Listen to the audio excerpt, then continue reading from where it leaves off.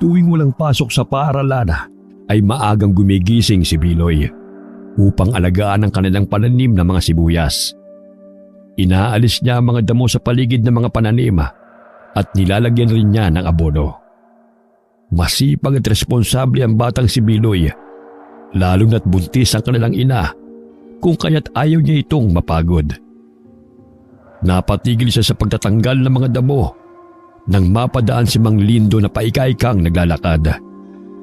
Batid ni Biloy na inatake na naman ito ng rayuma at patutungo na naman ito sa kanila upang humingi ng gamot sa kanyang ina na si Filomena. Magandang araw po, Mang Lindo. Mukhang nahihirapan na naman po kayo sa paglalakad. Abay, namamaga na naman po ang iyong tuhod. Ako na lamang po ang kukuha ng gamot upang hindi na po kayo mahirapan pa. Dahil sa mabait na bata si Biloy, ay maraming matatanda ang nagmamahal sa kanya. Halos lahat ng bata sa kanilang nayon ay kanyang kaibigan. Ang malalim na Biloy sa kanyang dalawang pisngi ang siyang kinagigiliwan ng mga kabaryo. Humahangos na tumatakbo si Biloy patungo sa kinaroroonan ni Mang Lindo. Dala ang bote ng langis na may sangkap ng luya at mga halamang gamot. Eto na po, ipahid niyo rin po ito bago kayo matulog. Tiyak gagaan po ang pakiramdam niyo. Huwag din po kayong maghugas ng katawan kung pagod kayo galing bukirin.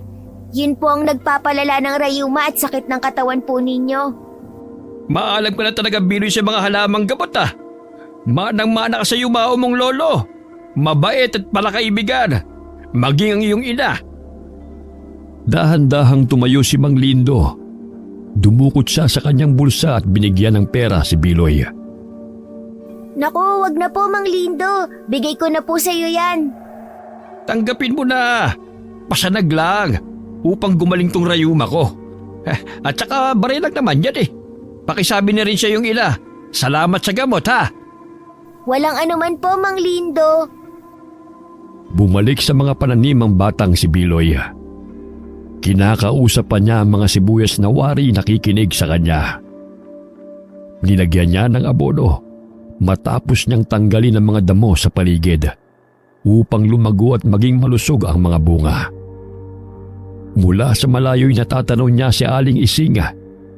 Napahinto ang babae nang matapat ito sa kanya. Hinahanap ng babae ang kanyang ina upang humingi ng tulong dahil may malubhang karamdaman ang kanyang anak. Sasamahan ko na po kayo, tapos naman na po ako maglagay ng mga abono. Sinabi ng alay na nagsusuka ang kanyang anak tuwing sasapit ang dilim. Kapag umaga naman ay napakatamlay nito at ayaw kumain. Ganun na lamang ang pagkabahala ng alay sa kondisyon ng anak. Ang tanging malalapitan lamang nila ay ang mga tradisyonal na mga manggagamot tulad na Filomena. Dahil malayo sila sa bayan kung saan naroon ang mga ospital. Isa rin ang dahilan kung bakit hindi sila nagpapagamot sa mga doktor. Dahil wala silang sapat na salapi. Bagamat buntis ay patuloy pa rin sa panggagamot si Filomena dahil pinupuntahan pa rin siya ng mga tao. Nay, may bisita po tayo! Si Aling Ising! May sakit daw po ang kanyang anak, kaya hihingi po siya ng tulong. Hirap na rin maglakbay si Filomena dahil 2 buwan na lamang ay ipanganganak na niya ang ikatlong anak. Kung kaya't sinabihan niya ang ale na dalhin na lamang ang pinagbihisan ng anak nito upang kanyang masuri. Mabuti na lamang ay may dalang pinagbihisang damit ng anak si Aling Ising. Agad na nagsindi ng kandila si Filomena at nagdasal. Inutusan niya si Biloy na maghiwa ng luya at tadtarin ng pino sa almires. Sinunod ng bata ang kanyang pinag-uutos. Ang katas ng luya ay kanyang ipinatak sa langis na bagong hango. Kasabay noon ay sumasambit siya ng dasal. Nilagyan niya ng asin at dinikdik na luya ang damit bago itiniklop. Aswang ang may kagagawa ng pagkakasakit ng inyong anak. Ayaw nitong tigilan hanggat hindi po niya nakukuha ang kanyang pakay. Bantayan ninyo mabuti ang inyong anak. Mapanganib ang aswang na ito. sapagkat hinihigop niya ang enerhiya ng kanyang binibiktima. Madalas ay nasa silong ng bahay o di kaya'y nasa itaas ng puno kung saan tinatanaw niya ang paghihirap ng kanyang biktima. Binigyan ni Filomena ng mga sangkap na maaaring ipainom sa anak ni Aling Isinga upang hindi na ito magsuka. Binigyan din niya ng langis upang ipahid sa buong katawan ng bata bago sumapit ang dilim.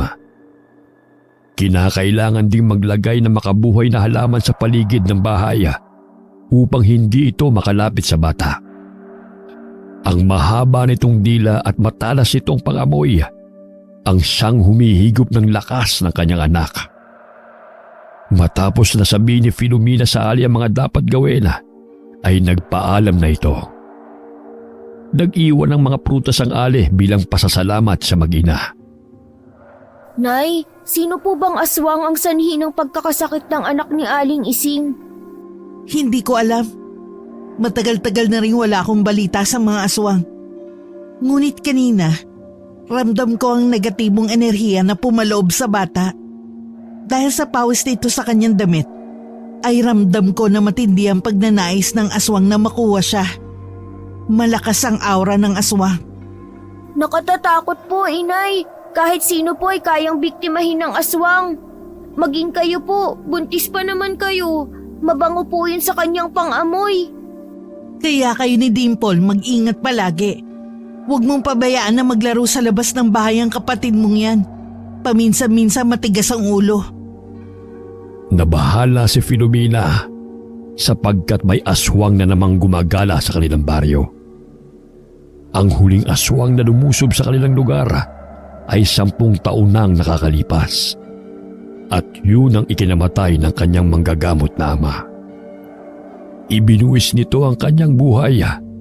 Mailigtas lamang ang apong si Biloy mula sa 2 aswang na pumasok sa kanilang tirahan. Imbis na si Biloy ang lapain, ay siya ang sumangga sa matalim at mahaba nitong dila na tumusok sa tiyan ni Lolo Samuel. Buhat nang mamatay si Lolo Samuel, ay ang kanyang inang si Filomena na ang sumunod sa yapak ng ama. Naging handa sa anumang oras sa muling paglusob ng mga aswang. Kung kaya't kahit 10 taon pa lamang si Biloy, ay tinuruan na niya sa mga pangontra laban sa mga aswang. Naging kampante ang kanyang ama na hindi sila lulusubin ng aswang dahil wala namang bali-balita tungkol sa kanilang lugar. Tanging nagpapagamot lamang ng mga ordinaryong sakit ang napapagawi sa kanila. Ginabi sa pag-uwi si Kiko galing bukid. May ikinuwento siya kay Filomena na siyang dahilan ng pagkamatay ng asawa ng kaibigan niyang magsasaka. Ayon kay Kiko, may sakit ang asawa ng kanyang kaibigan. Palubha ito ng palubha. Nagpagabot na rin sa albularyo na malapit sa kanilang tinitirhana, subalit hindi pa rin ito gumagaling. Isang gabi ay may napansin na magsasaka na may sumisilip sa kanilang bahay. Tumambad sa paningin ng kaibigan niyang si Waldo, ang namumutla at nanlilisik na mga mata ng aswang. Maging ang lalaki muntik nang matamaan ng mahabang dila nito. May mahabang mga kuko sa mga kamay at paa. Bago pa niya nahabol ang aswang, ay nakita niyang tila natuyo ang kanyang asawa na animoy naging butot balat. Lahat ng laman at likido sa katawan ng biktima ay sinimot ng aswang. Maaaring isa yung paradunong aswang. Kasing bango ng lutong langka ang mga taong may sakit at malapit nang mamatay sa kanilang pangamoy. Nagbibigay din sila ng sakit sa taong kanilang matitipuhan. Kung mababaw ang pananampalataya at mahina ang loob, ay tsak madadaig ng aswang. Kung kaya't dasal ang pangunahing lunas sa lahat ng kasamaan. Kinaumagahan ay maagang nanguha ng mga kawayan si Biloy. Pinatulis niya ang mga dulo noon upang gawing sandata laban sa aswang na maaaring mapagawi sa kanilang bahay. Nabahala siya sa kaligtasan ng buntis niyang ina, maging ng buo nilang pamilya. nakita ni Mang Lindo si Biloy habang abala sa pagputol ng mga kawayan. Tuwid na siyang maglakad dahil gumaling na ang kanyang rayuma. Oh, Biloy, aanin mo yung kawayan. Masyado pang bata yan upang gawing sahig. Hindi ko naman po gagawing sahig to. Gagawin ko pong sibat para sa aswang, Mang Lindo. May aswang na gumagala po sa bukid. Ayon na rin sa kwento ni Mang Samuel na kaibigan ni Itay. Maging handa po tayo sakaling mapapagawi po rito. Ikaw talagang bata ka. Marami ka talagang alam. O siya, tutulungan na kita riyan. Hindi lingid sa kaalaman ni Mang Lindo ang aswang na kanyang nabalitaan. Sa katunayan ay nakaramdam din siya ng kahina-hinalang tao na napadaan sa kanilang bakuran. Nakita niya ang anino na nagkubli sa puno. Matulis ang tenga nito. Ngunit bigla itong kumaripas ng takbo nang makita si Mang Lindo na may dalang itak ng lumabas ng bahay. Hindi na sinabi ni Mang Lindo sa batang kaibigan sa gayon ay hindi na madagdagan ang takot nito. Marunong po ba kayong gumawa ng pana? Susubukan ko. Noong kabataan ko, gumagawa kami niya ng kapatid ko. Alam mo namang matanda na ako, anak. Pasmado na. Sumasaya si Mang Lindo sa tuwing nakakausap ang batang si Biloy. Sa katauhan ng bata, ay napupunan nito ang pangungulila niya sa anak. Mag-isang namumuhay si Mang Lindo, buhat ng iwan siya ng kanyang asawa at dinala pa ang kanilang anak patungong Maynila. Hindi na kaya nang mamuhay ng kanyang asawa sa baryo dahil nasanay ito sa marangyang buhay. Ang buong akala niya ay masaya ang kanyang asawa sa simpleng buhay. Ngunit nagbago ang isip nito. Nagising na lamang siya isang araw na lumayas ang kanyang asawa at may sulat pa itong iniwan. Pinuntahan ni Mang Lindo ang asawa sa Maynila. Ngunit ayon sa naninirahan doon ay ibinenta na ang bahay at wala silang alam kung nasa na ang unang may-ari. Malungkot na bumalik sa baryo si Mang Lindo. Ngunit hinihintay pa rin niya ang pagbabalik ng kanyang mag-ina. Nadaanan ni Biloy ang kanyang kapatid na nakikipaglaro ng taguan. Tinawag niya ito. Ngunit bigla lamang itong sumimangot at tumakbo palayo sa kanya. Sinundan niya ito at pinagalitan. Ikaw ang tigas talaga ng ulo mo. Ilang beses ka nang sinabihan ni Inay na huwag kang maglaro ng taguan. Baka itago ka ng aswang, hindi ka na matatagpuan. Yun pala'y ginawa ka ng ulam. Maaga pa naman. Tsaka dito lang naman kami, hindi naman ako lumalayo. Kahit na, sundin mo na lang ang pinag-uutos ni Inay para hindi tayo mapahamak. O siya, ihahatid ko na kayo sa inyong bahay. Wag na kayong magtalo. Dimple, sundin mo na lamang ang sinabi sa iyo ng kuya mo. Mangiyak-ngiyak na sumunod si Dimple sa kapatid, kasama si Mang Lindo. Inilagay ni Biloy ang mga patulis na kawayan sa kanilang kusina. Ang iba ay sa ilalim ng papag na kanilang tinutulugan. Sa gayon ay madali na lamang kunin kung sakaling lusubin sila ng aswang. Ilang sandali pa'y inutusan ni Filomena si Biloy na mag-ani ng mga sibuyas upang kanilang mailako. Gustong sumama ni Dimple, ngunit ayaw siyang isama ni Biloy. Dahil alam nito maglalaro lamang ang kapatid at hindi naman siya tutulungan. Dumito ka na lang sa bahay, samahan mo na si Nanay. Ang daming tutupiin na damit, ikaw na ang gumawa niyan upang hindi mapagod si Inay. Napapangiti na lamang si Mang Lindo sapagkat sa murang isipan ay tila matanda na kung umasta ang batang si Biloy. Sinamahan na lamang niya ito sa taniman upang makauwi na ang bata bago dumilim. Dahil sa pag-aalaga ni Biloy sa kanilang mga pananim ay malulusog ang mga ito. Maging ang mga sili ay dumami ang bunga. Ang lulusog ng bulbo ng mga sibuyas, maging ang mga dahon Alagang-alaga mo mga pananim. Opo, lagi ko nga silang kinakausap upang lumaki silang malulusog. Kaya iyan na po ang resulta. Hindi po nila ako binigo, Mang Lindo. Ikaw talagang bata ka. O siya, anihin na natin to. Maraming naani sina Biloy at Mang Lindo. Ang kanyang amang si Kiko ay abala sa pag-aabono sa palayana, kung kaya't si Biloy ang naatasan sa mga sibuyas at iba pang mga pananim sa tuwing nagtatrabaho siya sa sakahan. Eto po, para sa'yo, Mang Lindo, para hindi ka na po bibili ng sibuyas. Naku, huwag na! Ibenta mo na lamang yan. Ang dami po nito. Napagod ka rin naman po sa pagtulong sa akin. Isa pa, pasasalamat ko rin po yan sa ginawa niyo pong pana. Hindi na nakatanggi ang Ginoo dahil sa pangungulit ni Biloy sa kanya. Agad niya itong hinatid at umuwi na rin sa kanyang bahay.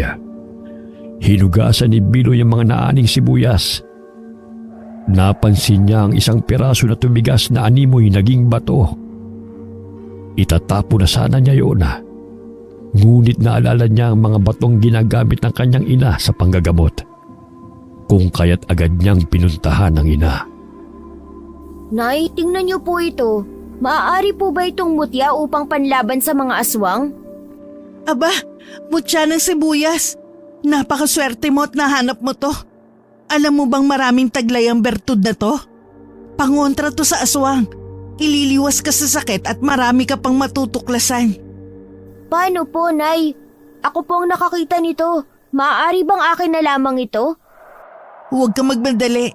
Kinakailangan basbasan pa yan upang lumakas ang bisa at malinisan ng mga mabubuting gabay. Dahil sa pananabik ay agad na pinatakan ng dinasalang langis at binalot ni Biloy ng pulang tela ang mutya ng sibuyas. Inilagay niya sa altara kung saan naroon ang mga gamit ng ina. Hindi nakawala sa kanyang paningin ang libro, katabi ng mga bato. Hindi niya yun pinapakailaman hanggat hindi siya pinahihintulutan ng ina. Sapagkat sinabi ng kanyang ina, ay mapapasa kanya rin yun sa tamang panahon. Hindi na makapaghintay si Biloy na sumapit ang araw ng Biyernes. Hindi siya makatulog dahil sa pananabik na maibigay sa kanya ng ina ang mutya matapos sa babasbasan. Ano ba, kuya? Ang likot-likot mo. Antok na ako. Ilang sandali pa'y napabalikwas siya ng bangon nang marinig ang mga kaluskos sa labas ng kanilang bahay. Mahimbing ang tulog ng kanyang ama dahil sa pagod sa sakahan. Nahaaninaw niya na pabalik-balik ang tao na nasa labas ng kanilang bahay. Wari yumuyuko pa ang balikat nito habang ang paningin naman nito ay nakatuon sa kanilang bintana. Pakiramdam niya na isang aswang yun dahil sa iba ang hubog ng katawan nito. Bukod pa roon, wala namang nagpapagamot sa ganong oras. Inihanda na niya ang kanyang sarili sakaling sumugod ang aswang.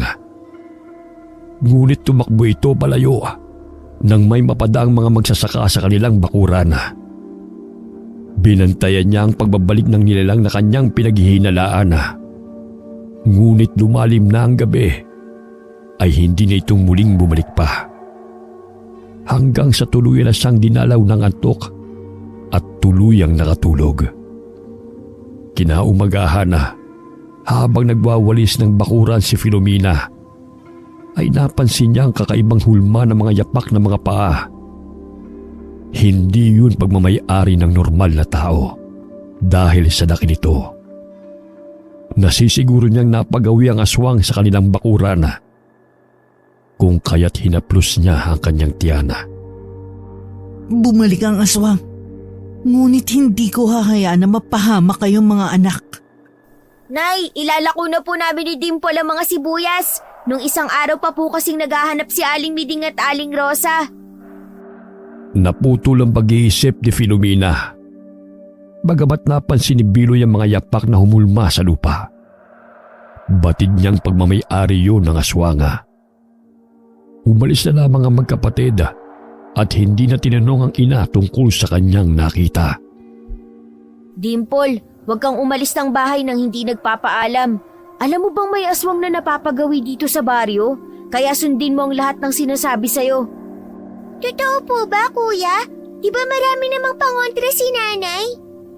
Kahit na, dapat mag-iingat pa rin tayo at palaging handa sapagkat hindi natin alam kung sino ang aswang na yun. Sumapit ang anihan ng mga palaya. Kinakailangang bantayan ni Kiko ang mga inani sapagkat talamak ang mga nakawana. Maging ang ibang magsasaka ay yun din ang ginagawa. Mahimbing na natutulog sila Dimple at Biloy. Nagising ang kanilang ina dahil sa malakas na kalabog na nagmumula sa kanilang bubungan. Tumindig ang mga balahibo sa kanyang katawan. Napansin niya na umaapaw ang langis sa mga bote. Batid niyang naroon lamang ang aswang sa paligid. Agad niyang kinuha ang buntot pagi sa kanilang dingding. Pinuluputan niya ito ng makabuhay na halaman. Sa gayon ay doble mararamdamang sakit ng aswang sakaling may hampas yun sa kanyang balat. Dahil sa mabango ang sanggol sa sinapupunan ni Filomena, ay hindi alintana ng aswang ang mga pangontra ng buntis na manggagamot. Makuha lamang ang sanggol. Sinira nito ang pawid na bubong at lumundag patungo sa loob. Nagkatitigan si Filomena at ang paradunong aswang. Isa itong babae dahil makikita sa hubo nitong katawan ang nakalaylay niyang dibdib. Natuon ang paningin nito sa malaking tiyan ni Filomena, kung kaya't malakas siyang hinataw ng buntot pagi na may kasamang makabuhay na halaman. Bahagyang napasandal ang aswang sa dingding dahil sa naramdamang sakit. Ngunit muli niyang sinugod si Filomena. Humabang dila nito patungo sa sinapupunan ng babae. Ngunit maliksing hinampas ulit siya ng buntis na manggagamot. Hindi mo makukuha at masasaktan ang aking mga anak. Magkamatayan muna tayo. Nagising si Biloy at Dimple. Ganoon na lamang ang takot ng magkapatid nang makitang ina at ang aswang na naglalaban.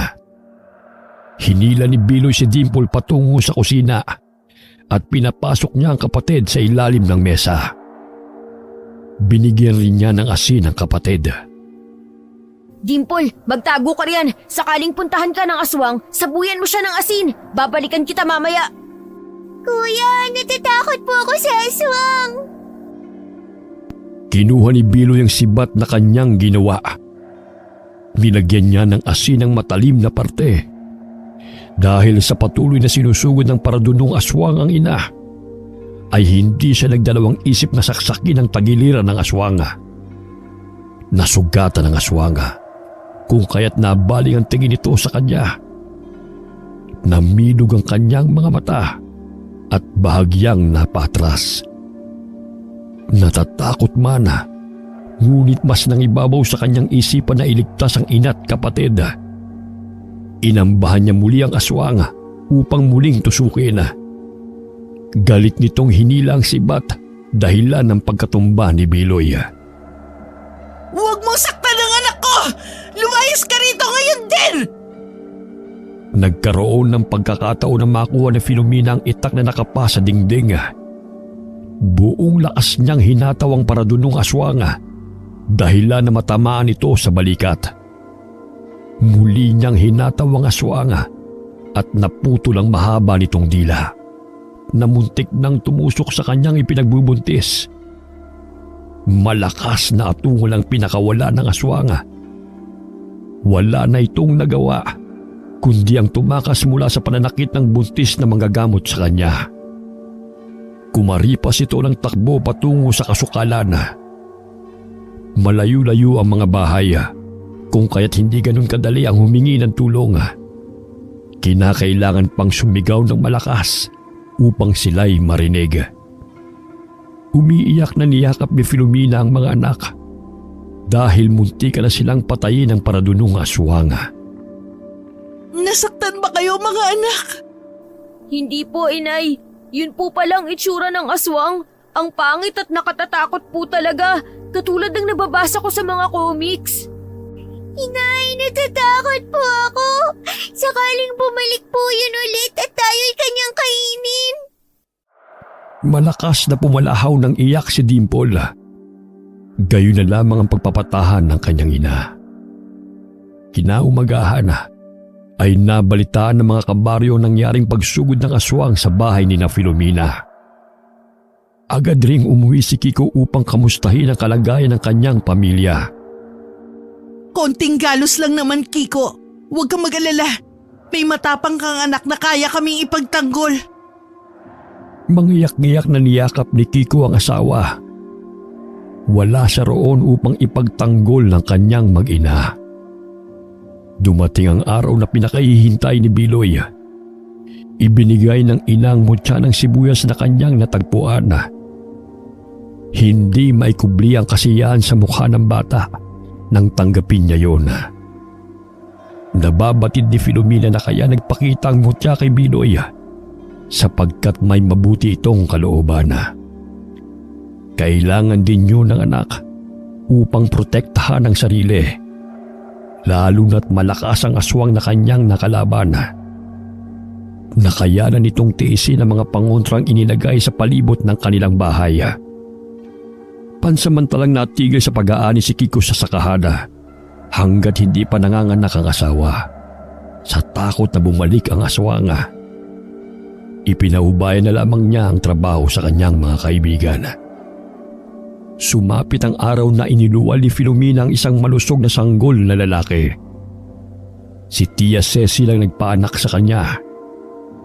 Ganoon na lamang ang pasasalamat na mag-asawa sapagkat nabiyayaan na naman sila ng malusog na sanggol. Ano po ang ipapangalan mo sa kanya, Inay? Tingnan mo, katulad rin namin siya ni Dimple. May Biloy din siya sa pisngi. Makisig na lang, anak. Ibig sabihin ay lakas. Naging masaya ang magkapatid na Biloy at Dimple sa pagdating ni Makisig. Ngunit kasabay noon ay pansamantalang paghinto ng kanilang ina sa panggagamot. Kinakailangan ni Filomena na magpahinga hanggang sa manumbalik ang kanyang lakas. Nahirapan ang kanilang mga kanayo na dahil dumadayo pa sila sa ibang baryo upang magpagamot. Isang araw, nagimbal ang mga mamamayan nang magpatawag ng pulong ang alkalde na si Ginoong Tieves. Sinabi ng Ginoo na ipinagbabawal ang mga manggagamot sa nayon kung saan siya namumuno. Ayon sa alkalde, na ang pagkakasakit ng mga tao ay dulot ng likong pananaw at maling paniniwala. Nakakadagdag lamang ng sakit sa mga tao ang mga ginagamit ng mga sangkap at ritual ng mga manggagamot.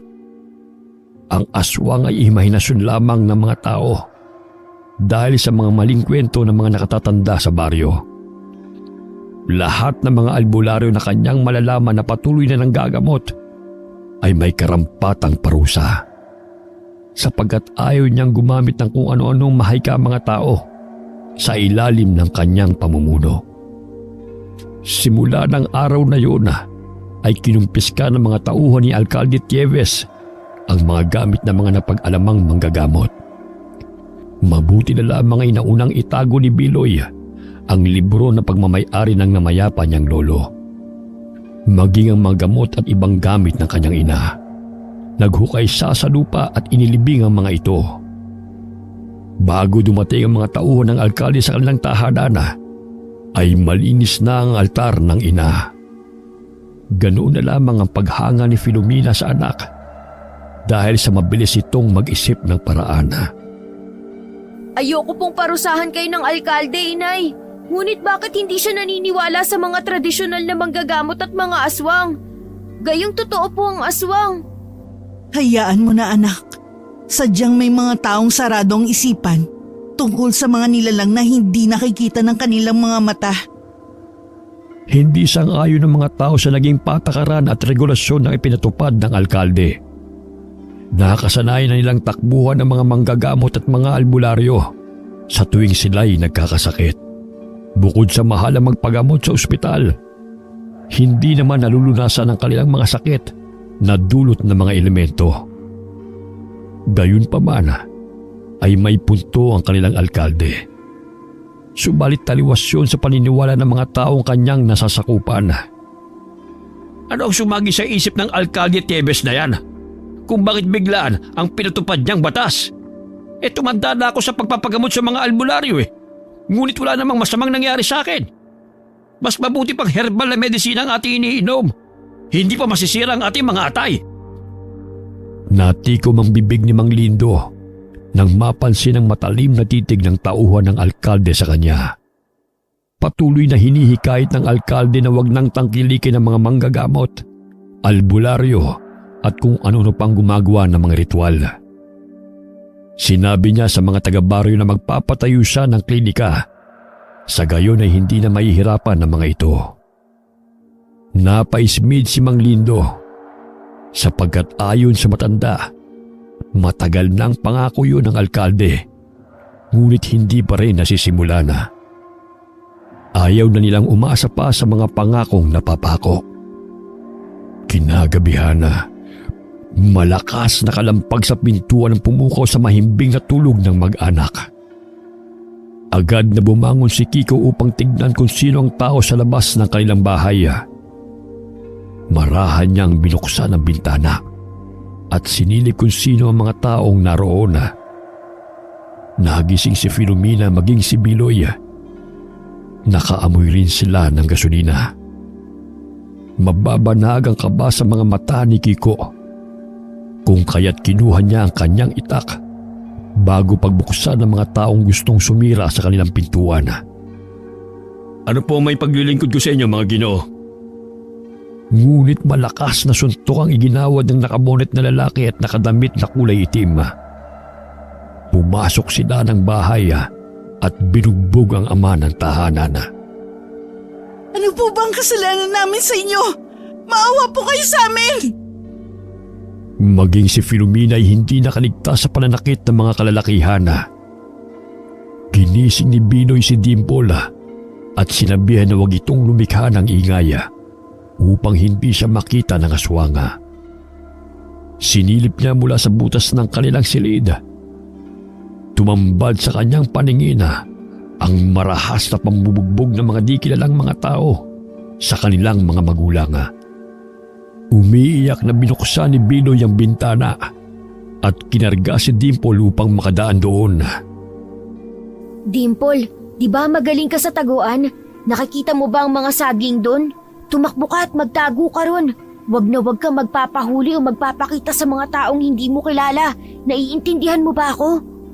Bakit po, kuya? Sino po ang mga taong yan? Bumalik po ba ang aswang? Masasamang tao sila.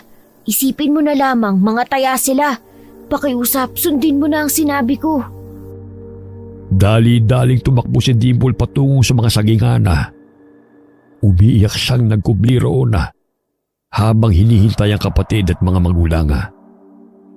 Ilang sandali ay pumasok ang lalaki sa silid ni Biloy. Subalit malakas niyang pinana ito kung kaya't natamaan ito sa mata. Napaatras ang lalaki habang sapon ito ang dumurugong mata. Dahil dito'y nagkaroon siya ng pagkakataon na makuha sa duyan si Makisig. Kitang-kita ni Biloy kung paano saksakin ng lalaki ang kanyang ama. Anak! Iligtas mo ang iyong mga kapatid! Nasaksak na rin si Filomena. Subalit hinihila niya ang paa ng lalaki na lumalapit kay Biloy. Ilang sandali pa'y biglang lumiyab ang bahay at lumabas sa mga kalalakihan. Gusto pang iligtas ni Biloy ang mga magulang, subalit hindi na niya kayang kargahin ang mga ito. Nakaramdam siya ng init dahil nagkalat na ang apoy, sapagkat gawa lamang sa mga magaan na materyales sa kanilang bahay. Nakita niya ang galon na naglalaman ng kanilang inumin. Ibinuhos niya ang tubig sa kumot at yun ang ibinalot niya kay Makisig bago buhusan ng tubig ang sarili. Dali-dali siyang dumaan sa bintana na nooy natutupok rin ng apoy. Tumakbo siya patungo sa kinaroroonan ni Dimple. na hindi napapansin ng mga kalalakyang pumatay sa kanyang mga magulang. Naaanino niya mula sa malayo na 3 lalaki ang lumusob sa kanila. Ilang sandali pa ay nagsitakbuhan na ang mga tao nang makita ang apoy na tumutupok sa bahay ni na Filomena. Agad na umalis ang 3 nakabonet na lalaki bago pa sila maabutan ng mga tao. Kuya, nasa na si Inay at Itay? Akala ko ba'y susunod sila upang magtago rin dito? Nahuli sila ng taya. Huwag ka mag-alala. Ginawa nila ang magpahuli upang mailigtas tayo. Natatakot po ako. Baka makita nila tayo. Umiiyak na niyakap ni Biloy ang kapatid habang si Makisig ay mahimbing pa ring natutulog. Hindi umalis ang magkapatid sa kanilang pinagtataguan hanggat hindi tumitigil ang pagliyab ng apoy. Nagtulungan ang mga taga-baro na patayin ang apoy na siyang kumitili sa buhay ng mag-asawa. 2 sunog na bangkay lamang ang kanilang nakita. Agad na hinanap ni Mang Lindo ang mga bata. Batid niyang nasa paligid lamang ang mga ito. Ilang sandali ay may narinig siyang mga hikbi. Nagpalinga-linga siya sa paligid upang hanapin ang pinagmumulan ng iyak. Binoy! Dimple! Ako ito! Si Mang Lindo! Mahinang sambit ng Ginoo. Ilang sandali ay may narinig siyang mga kaluskos. Tumayo ang 2 bata at marahang lumapit sa kanya. Gayon na lamang ang awa niya sa magkapatid nang tumambad sa kanyang paningin. Napaluha si Mang Lindo dahil hindi niya lubos maisip na mangyayari ito kina Biloy na isang modelong pamilya. Mang Lindo, tulungan niyo po kami. Pinatay ng mga taong hindi namin kilala si Inay at Itay. Maging kami po ay gusto nilang patayin. Kinarga ng Ginoo si Makisig at inakay ang 2 sa tinitirhan niyang dampa. Hinayaan na lamang niya ang mga tao na mag-asikaso sa bangkay ni na Filomena at Kiko. Batid niyang naroon lamang sa paligid ng mga salarin. Ginamot ni Mang Lindo ang mga sugat ni Biloy. Napaso din ang kaliwa niyang braso dahil sa pagsangga sa umaapoy na kahoy na muntik nang bumagsak kay Makisig. Alam mo bang isa kang bayani, Biloy? Itinaya mo ang iyong buhay upang iligtas ang iyong mga kapatid. Ngunit hindi ko po nailigtas si Nanay at Tatay. Batid ko masaya ang inyong mga magulang sapagkat pinalaki ka nilang may mabuting kalooban at mapagmahal na kapatid kina Dimple at Makisig. Huwag kayong mag-alala. Ang bahay na ito ay aking pahingahan. Walang sino man ang napapagawi rito.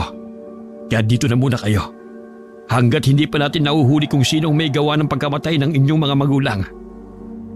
Si Mang Lindo ang tumayong ama ng 3 bata.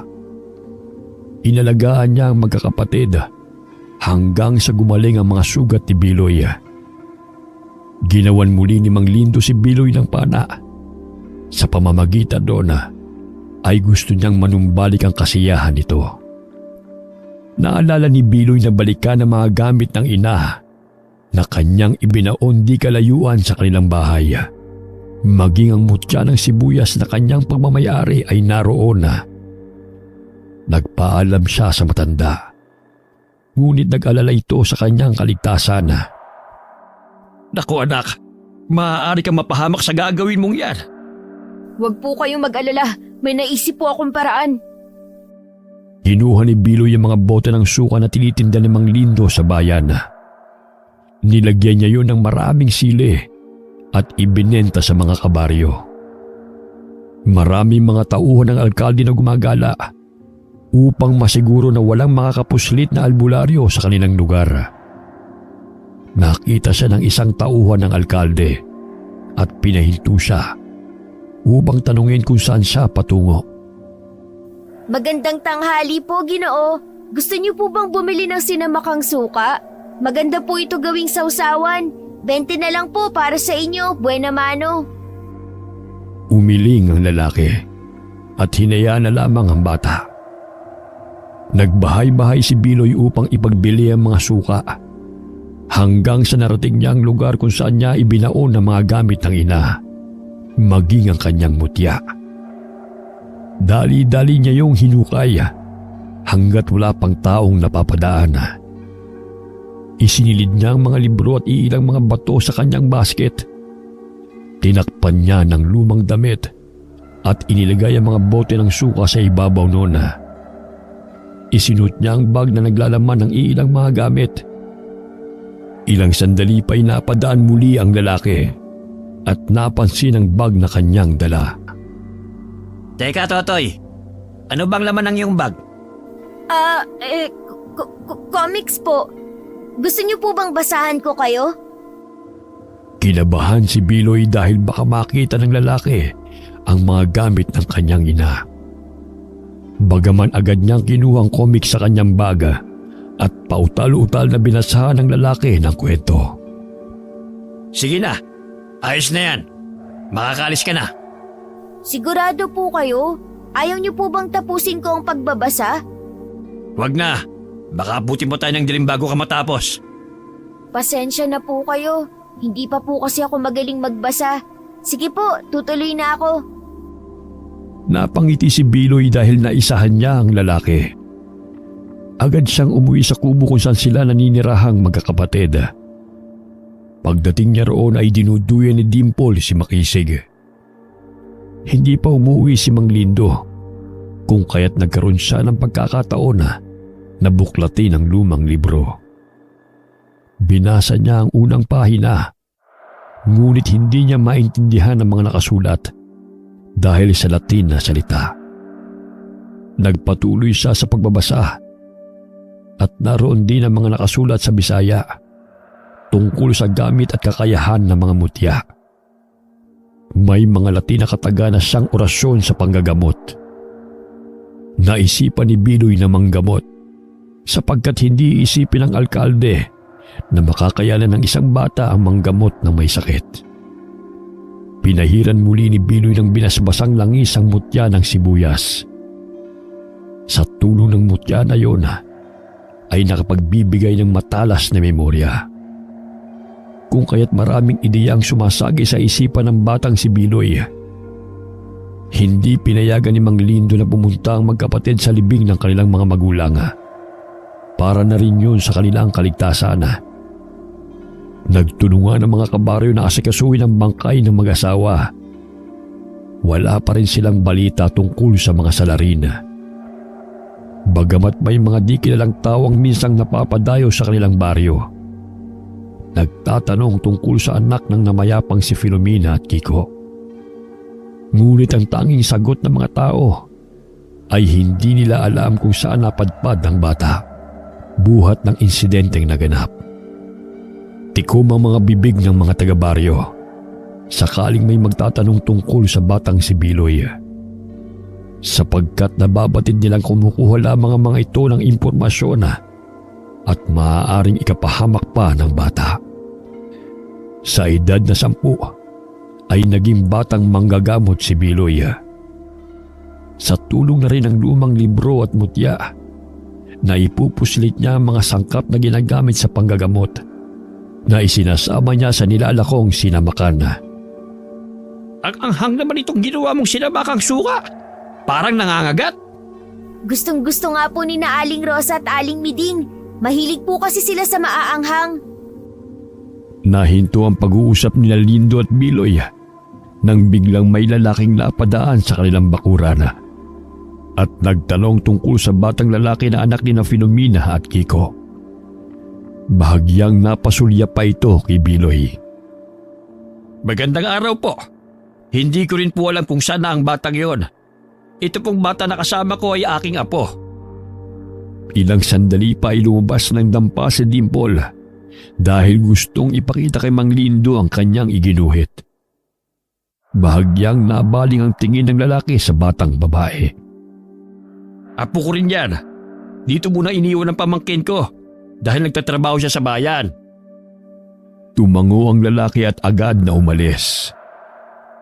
Nagsinungaling si Mang Lindo sapagkat nag-iingat lamang siya upang hindi mapahamak ang magkakapatid. Mang Lindo, bakit po nila ako hinahanap? Bakit nagsinungaling po kayo? Biloy, Dimple, sakaling may taong hindi ninyo kilala at magtatanong kung anak kayo ni Filomena at Kiko, sabihin niyong hindi. Alam kong masama ang magsinungaling, ngunit ang kaligtasan niyong nakataya. Simula ngayon ay apo ko na kayo. Kung tatanungin kayo kung sino ang inyong ina, sabihin ninyo si Lumeni at nagtatrabaho sa bayan. Naintindihan niyo ba ako mga anak? Opo, Mang Lindo, naiintindihan po namin ni Dimple. Sinisiguro ng alkalde na wala nang manggagamot sa baryo na kanyang nasasakupan. Ngunit lingid sa kanilang kaalaman na palihim na nang gagamot si Biloy upang tulungan ang mga kabaryo niya. Isang gabi, napabalikwas siya ng bangon nang biglang umiyak si Dimple. Namimilipit ito sa sakit at hinahawakan ng kanyang tiyana. Butil-butil ang pawis ng kapatid, kung kaya't batid niyang masama ang pakiramdam nito. Ninagyan niya ng langis ang tiyan ni Dimple, ngunit hindi pa rin napapawi ang sakit. Pinainom din ni Mang Lindo ng maligamgam na tubig ang bata, subalit patuloy pa rin ito sa pag-iyak. Ilang sandali pa hinugasan ni Biloy ng mabuti ang mutya ng sibuyas at iniligay yun sa maligamgam na tubig at sinambit ang mga kataga. Divinum bendition dum dus del mundo salvame. Axam el arom alpha omega dus dum unum. Matapos sambitin ang mga katagang yun ay binabad muna niya ang mutya sa tubig ng ilang minuto. Ilang sandali pa'y ipinainom niya ang tubig sa kapatid. Unti-unting guminawa ang pakiramdam ni Dimple at tumigil sa pag-iyak. Namangha si Biloy sa bisa ng mutya at sa mga orasyon na kanyang nabasa.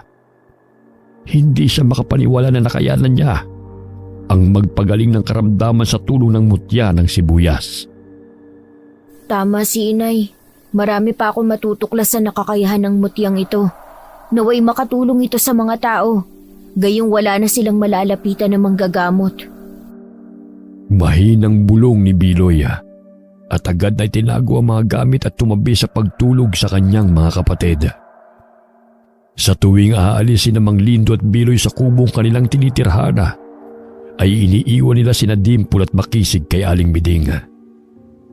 Sapagkat madalas siyang sumasama kay Mang Lindo sa Bukirina at minsan sa bayan.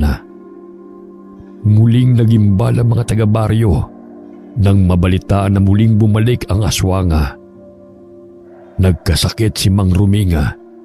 Kitang-kita ng ginang ang aswang na naroroon sa kanilang silong. Nakanganga pa ito kung saan banda nakahiga ang kanyang asawa. Nabahala si Aling Rosa sapagkat kasabay noon ay nahirapang huminga si Mang Ruminga. Aligagang kinuha ni Aling Rosa ang asin at isinaboy yun sa silong ng kanilang bahay. Lumabas ang paradunong aswang at kumaripas ng takbo patungong kasukalan. Ilang sandali ay muling nanumbalik ang ulirat ni Mang Ruminga. Agad siyang pinainom ng tubig ng asawa upang mahimasmasana. Kasabay ng pagbabalik ng parudunong aswanga ay ang nakawana. Ang nakababahala pa ay ang pagkakaroon ng malubhang karamdaman ng ninanakawang mga negosyante. Ay, ano ba nangyayari sa baryong ito? Maraming nagkakasakit. Sumabay pa ang mga magnanakaw. Ay nako, simula nang umupo ang alkalde Tieves niyan sa posisyon, wala nang nangyaring maganda rito sa baryo. Puro na lamang salita. Wala namang ginawa. Tatay Lindo, kumalma lang po kayo. Makakasama po yan sa inyo. Paano naman ako kakalma, anak? Ang pagpapayaman lamang ang kanyang ginagawa. Wala namang ginawa upang buksain ang mga nangyayaring krimen at kasamaan dito sa baryo. Ang mga tao rito ay pahirap ng pahirap. Sumama si Biloy kay Mang Lindo patungo sa bahay ni Mang Iking nang mabalitaan ang kalagayan nito. Si Mang Iking ay siyang bumibili ng mga inaaning palay ng mga magsasaka. Mabait ang Ginoo. at madalas ay nagpapautang pa sa panahong nangangailangan ng mga ito. Ganun na lamang ang pagtataka ng mga magsasaka kung sino ang pumasok sa kanyang bahay upang siya'y nakawana. Ayon sa Ginoo ay wala man lamang bakas ng salarina. Ngunit lahat ng pera sa loob ng kanyang sisidlana ay sinimot nito. Tinubuan din ng maraming pantal sa katawan si Mang Iking. Nagpakonsulta na siya sa doktora. Marami na rin siyang gamot na iniinom. Ngunit bumabalik pa rin ang pamamantal niya, dahilan na hindi siya makatulog. Napasulyap si Mang Lindo kay Biloy. Batid niyang may alam itong gamot sa ganong uri ng sakit. Biloy, maaari mo bang gawa ng gamot si Iking? Kahit yun na lamang ang may tutulong natin sa kanya. Meron po.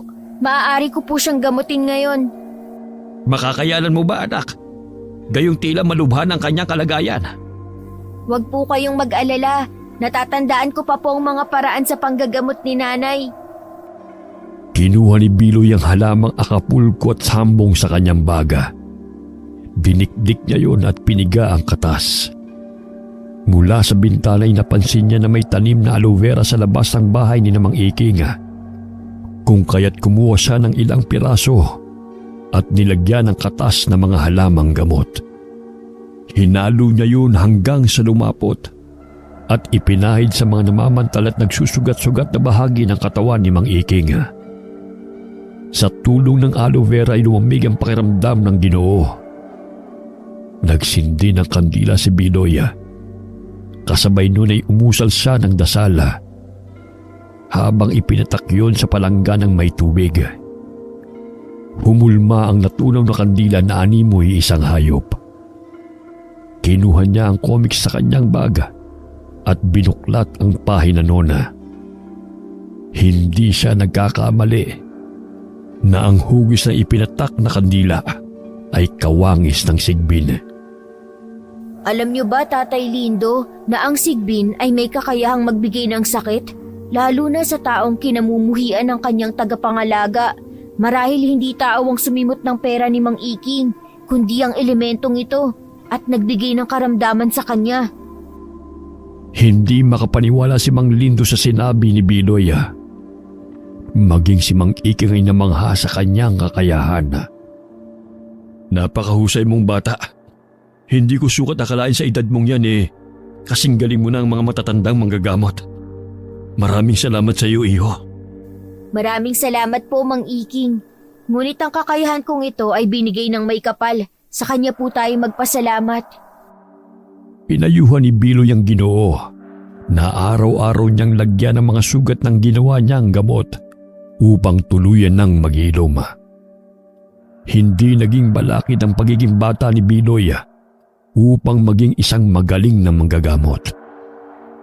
Mula pa noon ay kinahiligan na ni Biloy ang pagbabasa ng mga comics.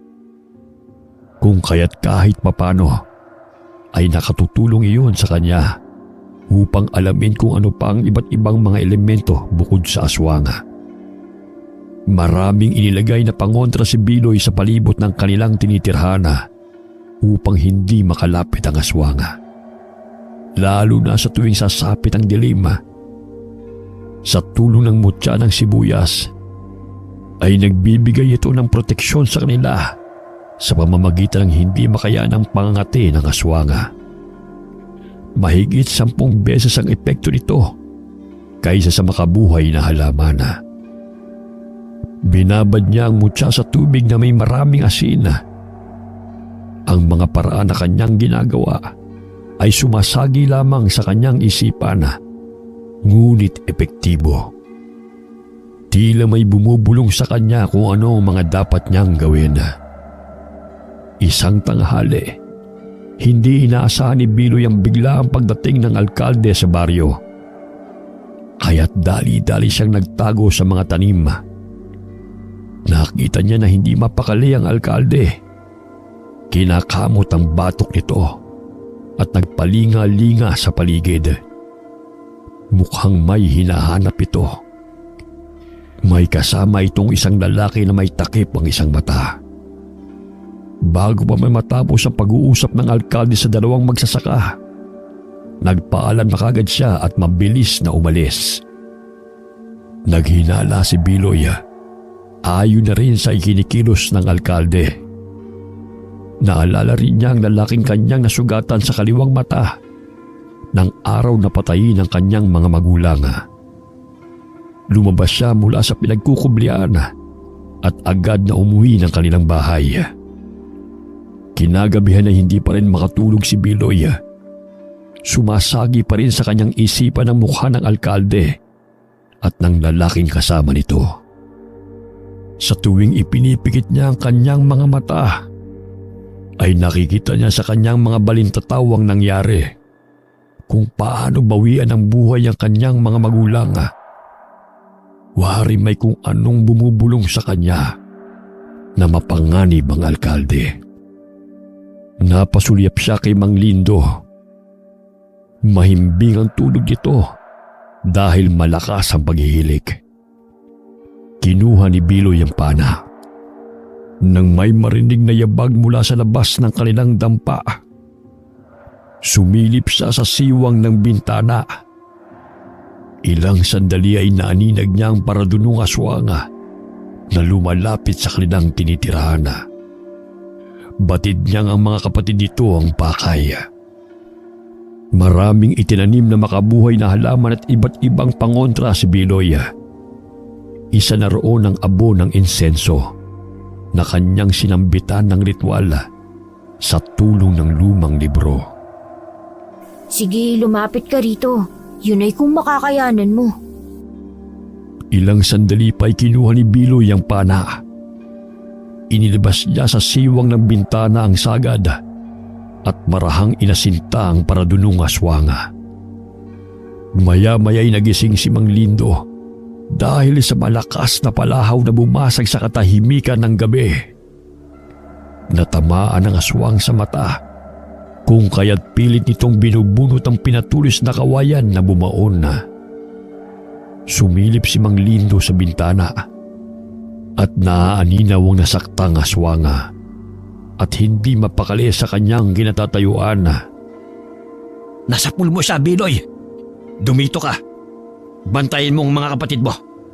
Kahit anong mangyari, huwag mo silang iiwan. Kinakailangan kong huliin ang aswang na yan upang wala na siyang mabibiktima pa. Kinuha ni Mang Lindo ang itak at pinahiran muna ng katas ng dayap bago lumabas ng bahay. Sakaling masugatan ng patalim ang aswang, ay matagal na maghihilom ang sugat nito.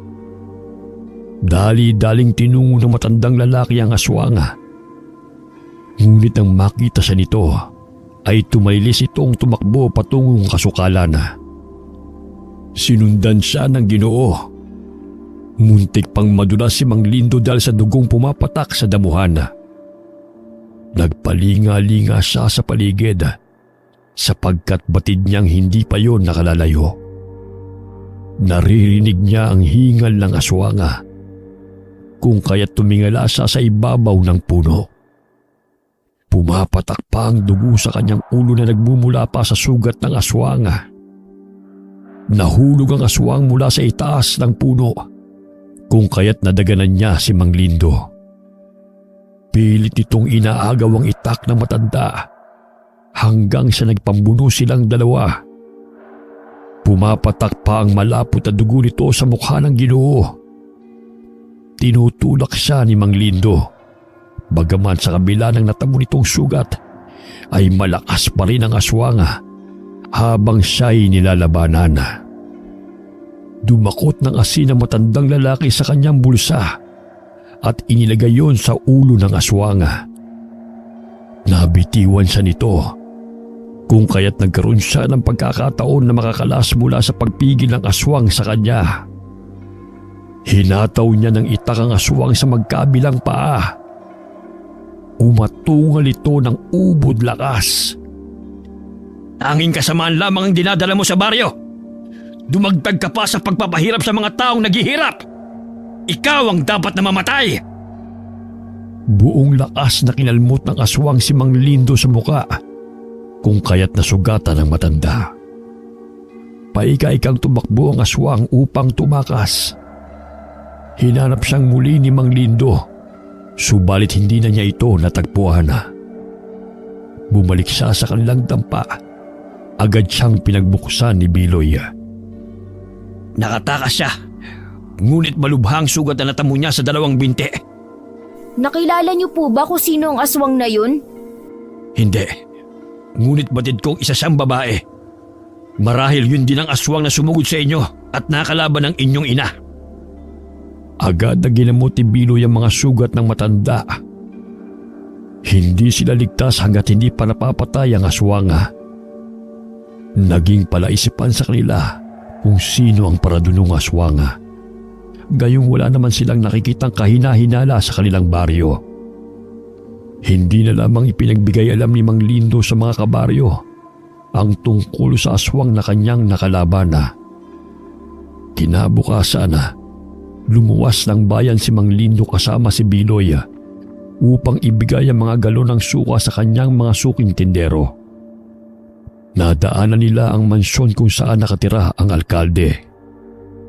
Sumilip sila sa tarangkahan ng mansyon. Naaaninaw niya na may mga taong naroon. Kabilang naroon ang isang doktor na pumasok sa bahay ng alkalde. Kapag maraming salapi, ay makakayanan na makakuha ng pribadong doktor. Kaya't ganun na lamang ang pagnanais niyang ipagbawal ang mga manggagamot sa baryo, sapagkat hindi niya naranasan na maghirap. Sino po ba ang may sakit? Hindi ko rin alam. Naaaninaw ko lang na ang kapamilya ng alkalde ay bumisita sa kanilang bahay at may kasamang doktor. Ilang hakbang pa lamang na lumalakad palayo sa tarangkahan si Mang Lindo at Biloy ay bigla na lamang silang nakarinig ng iyak. Sumilip muli sa tarangkahan ng mansyon si Mang Lindo. Ngunit nakita niyang patungo roon ang tauhan ng alkalde, kung kaya't dali-dali silang umalis ni Biloy at nagkubli sa mga kahoy upang tignan kung ano ang susunod na pangyayari. Mahigit 30 minuto ang nakalilipas. Ngunit nag-aabang pa rin sina Mang Lindo at Biloy sa labas ng mansyon. Pakiramdam nila'y may hindi kanais-nais na nangyayari. Ilang sandali pa ay may dumating na ambulansya. Agad na bumukas ang tarangkahan at iniluwal nito ang isang pasyente na kaanak ng alkalde. Tatay Lindo, ano po ba ang aparato na nakalagay sa bibig at ilong ng pasyente? Bakit pinipiga ng doktor ang bandang dibdib nito? Ambubag yun, upang bigyan ng hangin ang sino mang nahihirapang huminga. Sa pagkakaalam ko, CPR ang tawag sa ginagawa ng doktor upang manumbalik ang tibok ng puso ng pasyente. Hindi ko alam kung anong ibig sabihin ng CPR . Parang cardo o cardio, basta CPR ganun. Dahil sa talas ng paningin ni Biloy, ay nasipat niya na ang kaliwang mata ng babaeng pasyente na ipinasok sa ambulansya ay may bendahe. Ilang sandali pa ay marami na ang mga taong nakikiusyoso kung sino ang kapamilya ng alkalde na nasa kritikal na kondisyon. Tatay Lindo, may bendahe po ang kaliwang mata ng matandang babae. Hindi ko po mawari kung bakit kinukutuban po ako. Ano bang naiisip mo? Marahil siya ang aswang. Bahagyang napasulyap si Mang Lindo sa batang kasama. Hindi niya may pagkakaila na maaaring tama si Biloy. Matindi rin ang kanyang hinala na may lihim na itinatago ang alkalde kung bakit ayaw niya sa mga manggagamot at mga pangontrang inilalagay ng mga tao sa kani-kanilang tahanan. Umalis silang dalawa sa lugar na yon bago pa sila makita ng mga tauhan ng alkalde. Ilang araw ang lumipas. Umugong ang balita tungkol sa pagkamatay ng ina ni Alkalde Tieves. Ngunit walang nakakaalam kung ano ang sanhi noon. Hindi rin pinahintulutan ng publiko na dumalo sa lamay. Tanging kapamilya lamang at malalapit na kaibigan ang dumalo sa lamay hanggang sumapit ang libing. Maraming tinatagong pamilya ng alkalde na yan. Pera ang pinaiiral upang manatili sa posisyon. Simulat sa pool, hindi talaga ako humahanga sa taong yan. Katulad ng kasabihan, walang lihim na hindi nabubunyag. Isang kasambahay ng alkalde ang anak ng pinsa ni Aling Rosa. Ayon sa pamangkin nito na si Elena, maging sila ay pinagbawalan na makalapit sa kabaong ng ginang. Kahit nung nabubuhay pa ito, ay tanging iniiwan lamang ng mga kasambahay ang pagkain sa labas ng pintuan ng kwarto nito. Minsan lamang nila itong nakikitang lumalabas ng mansyon. May katandaan na rin kasi.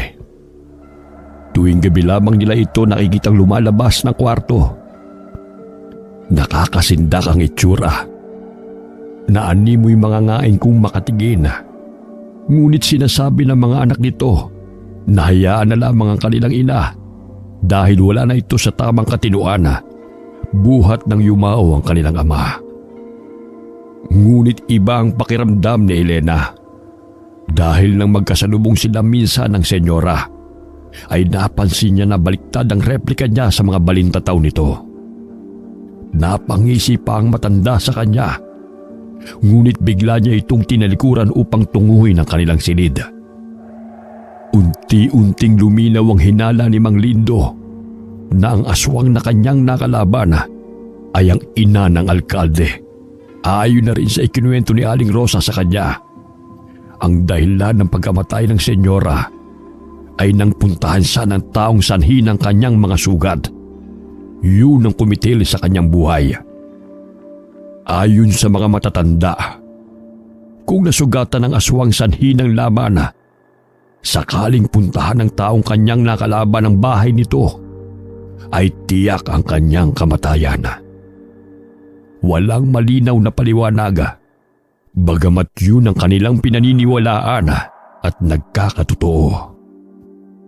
Nagpatayo si Alkalde Tieves ng bodega sa baryo, imbis na klinika na kanyang ipinangako.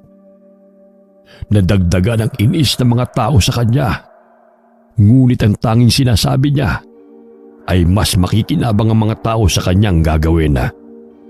Makapagbibigay daw ito ng maraming trabaho sa mga taong kanyang nasasakupan. Ang magandang plano na sinasabi ng alkalde ay nagdulot ng pangamba sa mga tao. Hindi pinahihintulutan ng alkalde na makapasok ang ibang mga negosyante sa baryo. Siya ang bumibili ng mga produkto ng mga magsasaka sa mababang presyo. Wala nang magawa ang mga magsasaka dahil pahirapan at mahalang mag-arkila ng truck na siyang naghahakot ng kanilang mga palay. Kung kaya't pumapayag na lamang sila sa kondisyon ni Alkalde Tieves. Naging ganid at nasilaw sa kapangyarihan ng Tieves na yan. Ginigipit niya ang mga magsasaka na halos naghihirap na. Hindi ko akalain na ganyan ang totoong ugali niya, sapagkat isa ako sa tumulong sa kanya upang manalo siya sa ating baryo. Mabuti ang pakikitungo niya sa amin noon. Yung pala'y nagbabalat kayo lamang siya. Binulag niya kayo sa kanyang matatamis na salita. Ngunit ako, hindi ako naniniwala sa kanya noong paman. Hapon habang pauwi ng bahay si Biloy, napansin niya ang nag-uumpukang tao sa daan. Dali-dali siyang tumakbo upang tignan kung ano nangyayari. Laking gulat niya nang tumambad sa kanyang paningin ang dilat ng mga mata na walang buhay na si Mang Lindo. May hiwa ito sa leeg, ngunit walang sino man ang nakakaalam sa pagkamatay nito. Tatay Lindo! Sinong pumatay sa kanya? Pagtangis ng batang si Biloy, niyakap niya ang walang buhay na bangkay ng Ginoo. Pilit siyang hinihiwalay ni Mang Iking sa matandang lalaki. Ngunit nagpupumigla siya upang yakapin ang kawawang matanda. Biloy, nariyan na mga pulis. Iimbestigahan nila kung sino may kagagawa sa pagkamatay ni Lindo. Mga wala silang awa. Lahat na lang ng mga mahal ko sa buhay ay kanilang pinapatay.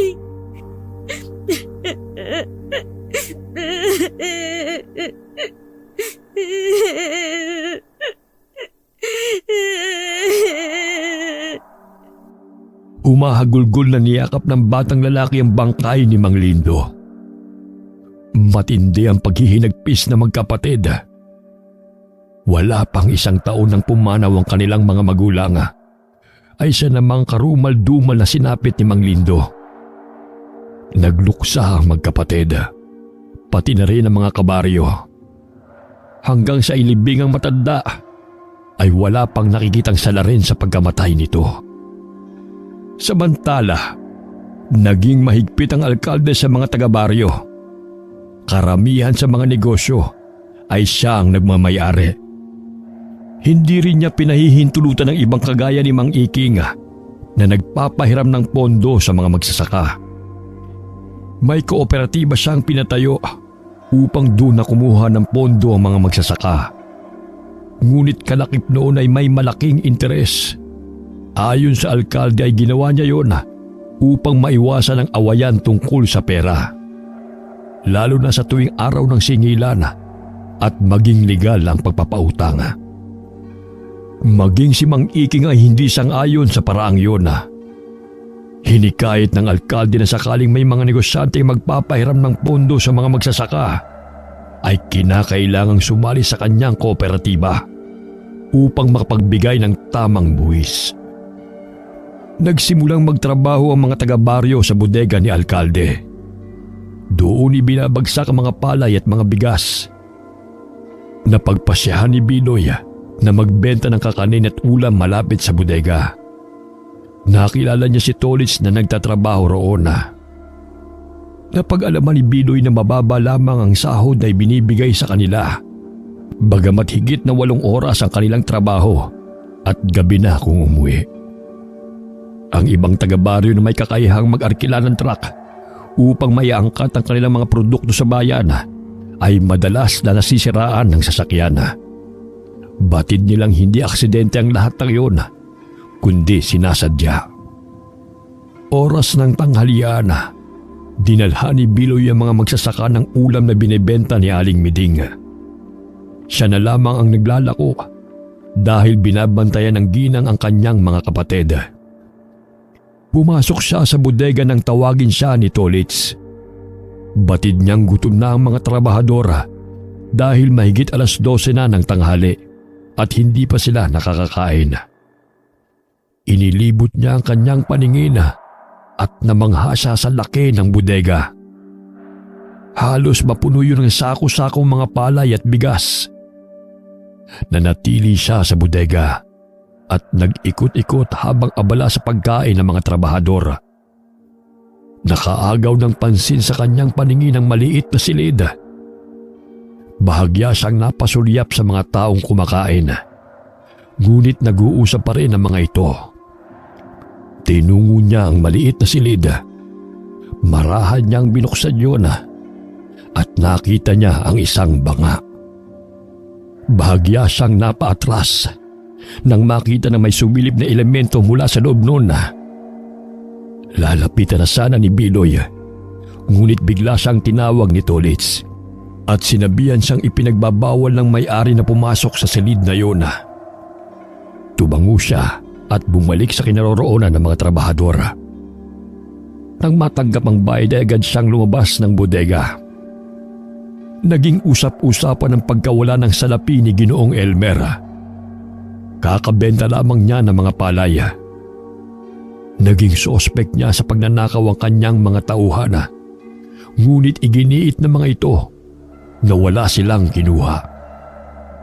Ang paghihinagpis ng mga negosyanteng ninanakawan ay salungat sa nangyayari sa negosyo ng alkalde. Mas dumami ang kita nito at hindi siya namumroblema sa pera. Minanmanan ni Biloy ang bodega sapagkat may nararamdaman siyang itinatago ang alkalde sa banga. Ramdam din niya ang bigat ng aura sa tuwing nariyan ng alkalde sa paligid. Sumasagi sa kanyang isipan na ang alkalde ay isang aswang. Sumapit ang gabi. Lihim na minamanmanan ni Biloy ang bodega. Gusto niyang pasukin yun upang alamin kung ano ang hiwaga ng banga na kanyang nakita sa loob ng silid. Nagkaroon siya ng pagkakataong makapasok nang makitang paparating ang isang truck na naglalaman ng mga palay. Binuhat ng mga trabahador ang mga palay papasok sa bodega. Habang abala ang mga kalalakihan ay dahan-dahan siyang pumasok roon. Nagtago siya sa mga sakong palay at bigas at agad na tinungo ang silid bago pa may sara ang bodega. Muli siyang nagkubli sa mga sako nang makita ang alkalde at ang isang tauhan nito na nagbibilang ng mga salapi. Nakita niyang may karga-kargang hayop si Alkalde Tieves. Sigbin? Hindi ako pwedeng magkamali. Yun ang itsura ng Sigbin na kawangis ng nasa comics.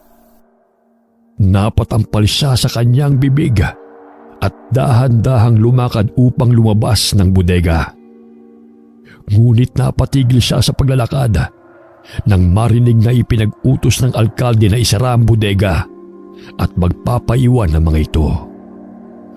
Wala nang nagawa si Biloy kundi ang manatili roon at hintayin ng umaga upang makalabas. Napasandal siya sa sakong bigas habang patuloy na ikinukubli ang sarili upang hindi mahalata ng dalawang tao ang kanyang presensya. Naririnig niya ang usapan ng mga ito. Wala akong pakialam sa mga tao. Kahit gumapang man sila sa hirap. Dahil sila ang dahilan ng pagkamatay ng aking mga magulang. Lalo na ng mga manggagamot na yan. Masaya nitong binibilang ang mga salapi nang marinig ni Biloy ang sinabi ng alkalde. Kanyang napagtanto na totoo ang kanilang hinala na isa ring aswang ang alkalde. Ang ina nito ang paradunong aswang na sumugod sa kanilang bahay. Ang pagkamatay ng kanyang mga magulang ay kagagawan ng alkalde. Dahil nasaktan ng kanyang inang si Filomena ang paradunong aswang, kung kaya't gano'n na lamang ang puot niya sa mga manggagamot. Biglang nabahing si Biloy, kaya't narinig siya ng alkalde at ng tauhan nito. Sino ka? Lumabas ka riyan! Sino nagbigay sa'yo ng pahintulot na pumasok dito? Hinanap nila si Biloy, ngunit nahirapan silang makita ang bata. Inutusan ng alkalde ang alaga nitong Sigbin na hanapin ang taong naroon sa bodega. Bagamat hindi yun nakikita ng kanyang tauhan. Namilog ang mga mata ni Biloy nang makita ng harapan ng Sigbin. Bagaman lumalakad ito ng patras.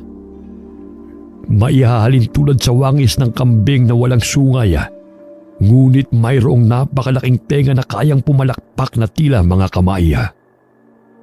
Meron din itong mahabang buntot na maaaring gamitin bilang latigo at nagbibigay ng nakasusukang amoy. Ang Sigbin ay alaga ng isang aswang. Ang pamilya na nag-aalaga nito ay tinatawag na Sigbinana. Anumang ipinag-uutos ng tagapangalaga sa Sigbina ay kanyang sinusunod at nakapagbibigay rin ito ng karamdaman sa mga tao. Nagnanakaw rin ito upang ang kanyang tagapangalaga ay maging masagana ang pamumuhay. Ang lahat ng hinala ng batang si Biloy ay naging malinaw. Nawawala-wala sa kanyang paningin ang Sigbina, kung kaya't umusal siya ng dasal na kanyang namemorya galing sa lumang libro. Kaya't nakikita niya ang Sigbina saan man ito mapapagawi. Kinuha niya ang plastik na may lamang asina. Isinaboy niya yun sa kinaroroonan ng Sigbina, kung kaya't umatras ito at galit na bumuga ng mabahong hininga. Sa tulong ng mutya ng sibuyas ay nagbibigay yun ng pangangati sa kanyang mga kalaban, lalo na sa tuwing sambitin niya ang orasyon. Hindi nakayanan ng alkalde ang naramdaman hanggang sa nagpalit siya ng anyo bilang parandunong aswang. Maging ang tauhan nito ay natakot sa kanyang anyo. Hanapin mo ang batang yon bago pa niya isiwalat ang buong pagkatao ko.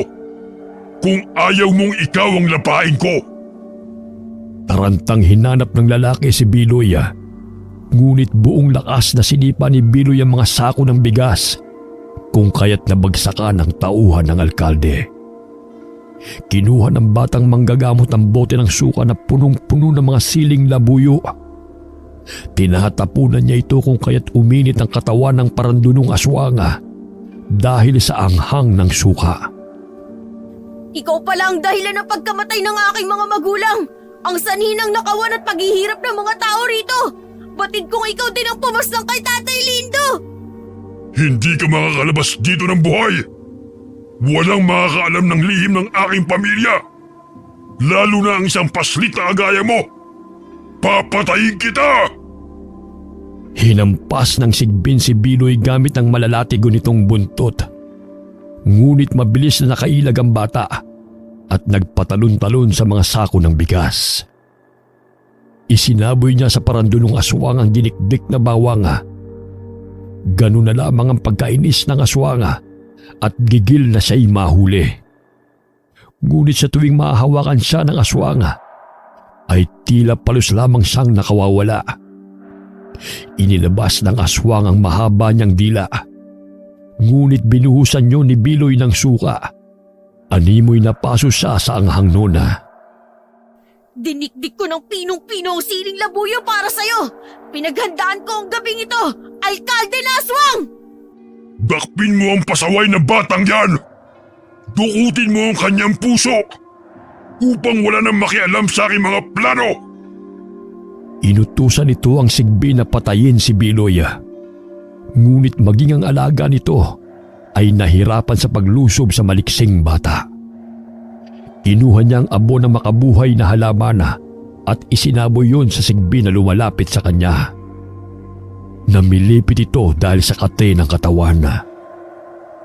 Maya-maya ay kinuha niya ang maliit na kawayan na may ihalin tulad sa tulali o plauta.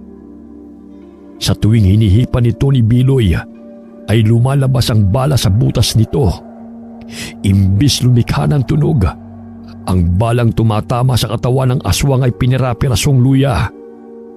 Ang luya ay masakit sa tuwing tumatama sa katawan ng aswang na animoy tansong bala. Walang hiya kang bata! Hindi ikaw ang makapagbabagsak sa akin! Hindi ako, kundi ang masasamang ginawa mo siyang magpapahamak sa'yo! Inilabas muli ng paradunong aswang ang kanyang mahabang dila. Ipinulupot na yon sa bewang ng bata at inihagi sa pader. Mabuti na lamang ay bumagsak siya sa mga palaya, kaya't di siya gaanong nasaktan. Gumapang siya at nagkubli sa mga sako ng bigas. Kinuha niya ang maliliit na tansong bala na kanyang ginawa at isinilid yun sa maliit na laruang kawayan. Isa-isa niya yung hinipan upang tumama sa katawan ng paradunong aswang. Sa tuwing matatamaan ng bala ay umaatungal ito. Biglang nagpadausdo si Biloy sa pinagkukublian nang hilahin siya ng sigbin. Dinaganan siya nito at inilabas ang mahaba nitong pangil at akmang dudukutin ang kanyang puso. Itinuon ni Biloy ang maliit na kawayan sa ulo nito at malakas na inihipan ng balang tanso. Pansamantalang napatigil ang sigbin, bumaon ang tansong bala sa noo. Dahilan na ito'y unti-unting manghina. Sinipa siya ni Biloy kung kaya't nahulog ito mula sa mataas na pinagpatong-patong na sako ng bigas. Hindi ako papayag na mamumuhay sa takot ang mga tao, lalo ng aking mga kapatid! Nandilat ang mga mata ng paradunong aswang nang makita na hindi na gumagalaw ang kanyang alaga. Kung kaya't nagpalinga-linga siya sa paligid upang sipatin ang batang kanyang kalaban. Lumabas ka sa pinagtataguan mo, bata! Pagbabayaran mo ang pagpatay sa aking alaga! May lubid na nakapa si Biloy na maaari niyang gamiting sandata. Sa dulo ng lubid ay itinali niya ang maliit na kutsilyo na siyang ginagamit niya sa panghiwa sa siling labuyo.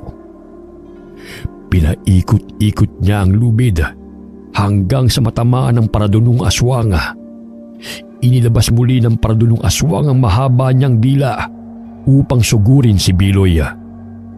Natamaan siya ng kutsilyo, kaya't patalon-talon ang aswang dahil sa naramdamang sakit. Umaagos sa mga luha ni Biloy habang sinusugod ang aswang. Batid niyang kasama niya ang gabay na siyang tagapangalaga ng mutya, kung kaya't nagagawa niyang makipaglaban sa mga aswang. Mula sa itaas ay tumalon siya upang itarak ang kutsilyo sa paradunong aswang. Dinaganan niya ang aswang na nooy sinasangga ang kanyang patalim. Pinagkaitan mo kami na magkaroon ng masayang pamilya! Makasarili ka! Tinulak siya ng aswang, kung kaya't tumilapon siya sa yerong pintuan. Dahilan na naglikha yun ng malakas na kalabog. Lumapit ang aswang sa kanya nang makita siyang namimilipit sa sakit. Inilabas muli ng paradunong aswang ang mahaba niyang dila upang itarak yun sa katawan ni Biloy. Sinabi ko sa iyong hindi ka na makakaligtas pa, bata! Ngunit biglang bumukas ang pintuan at tumambad sa kanyang paningin sina Mang Iking at iilang mga trabahador. Maging ang mga kalalakihan ay nagulat nang makita sa kanilang harapan ng aswang. Biglang hinila ni Mang Iking si Biloy palayo sa aswang. Bahagya siyang napatras dahil sa dami ng tao na maaaring tumugi sa kanya. Inilabas nila ang kanilang mga itak at hinabol ang tumatakas na paradunong aswang. Subalit dahil sa mga sugat na natamo, ay nanghihina na rin siya. Dahilan para tamaan siya ng itak sa binti nang ihagis ng isang magsasaka ang patalim nito. Natumba ang paradunong aswang. Pilit pa siyang tumatayo upang tumakbo. Subalit naabutan siya ng mga trabahador. Huwag niyo akong patayin! Bibigyan ko kayo ng maraming sanapi, alahas at kung ano pa ang gusto ninyo. Hayaan lamang ninyo akong makatakas. Akala mo ba'y makakatakas ka pa? Sa dami ng biniktima mo sa baryong to? Hindi ako ang pumaslang sa kanila. Nagkakamali kayo. Hindi ako ang pumapatay. Kahit anong paliwanag mo, hindi kami maniniwala sa'yo! Kinaladkad ng mga kalalakihan ng paradunong aswang patungo sa bodega. Itinali nila ito ng lubid upang hindi na makatakas pa. Mang Iking, siya ang pumatay kina nanay at tatay. Maging kay Tatay Lindo. Naniniwala ako sa'yo. Ngunit, bakit ilusob mo na mag-isa ang aswang na yan? Ano bang pumasok sa isip mo? At bakit hindi ka humingi ng tulong sa amin? Mabuti na lamang nasiraan ang sasakyan namin. Kaya't naglakad kami pa uwi. E paano na lamang kung hindi kami dumating? Sa susunod magsabi ka sa amin, Biloy, para matulungan ka namin. Batid ni Mang Iking na sadyang nananaig ang kuryosidad ng batang si Biloy. Gayong marami lamang itong mga katanungan na walang sagot. Lalo na kung sino ang mga salarin sa pagkamatay ng kanyang mga magulang. Isa na rin yun sa dahilan kung bakit hindi ito nagtitiwala basta-basta sa mga tao. Sumapit ang umaga. Unti-unting nanumbalik ang normal na itsura ng paradunong aswang. Laking gulat ng mga tao na ang kanilang itinali ay ang alkalde ng kanilang baryo. Nanghihinang iminulat ito ang kanyang mga mata. Bumungad sa paningin nito ang galit ng mga taga-baryo. Tumawag si Mang Iking ng pulis upang arestuhin ang alkalde na siyang pasimuno ng patayan sa baryo. Bagamat hindi naniniwala ang mga ito sa aswang, ngunit umamin na ang alkalde kay Biloy na siya ang salarin sa pagpatay sa kanyang mga magulang. Hindi pa man nakakarating ng ospital bago dalhin sa presinto, ay nawalan na ng buhay ang alkalde. Dahil sa pinsala na kanyang natamo laban sa batang si Biloy. Inupkop ni Mang Iking ang tatlong magkakapatid. Wala silang anak kung kaya't ganun na lamang ang kasiyahan ng kanyang asawa habang inaalagaan ang tatlong bata. Simula nang mamatay ang alkalde at ang ina nito, ay naging payapa na ang baryo. Hindi lubos maisip ng mga tao na ang kanilang alkalde ay isa palang aswang na si Binana na siyang nagpapahamak sa kanila. Laking pasasalamat nila sa batang manggagamot na si Biloy. Dahil sa kanya, nalaman kung sino ang naghahasik ng lagim sa baryo. Ang batang si Biloy ang lumaban sa parudunong aswang. Wakas.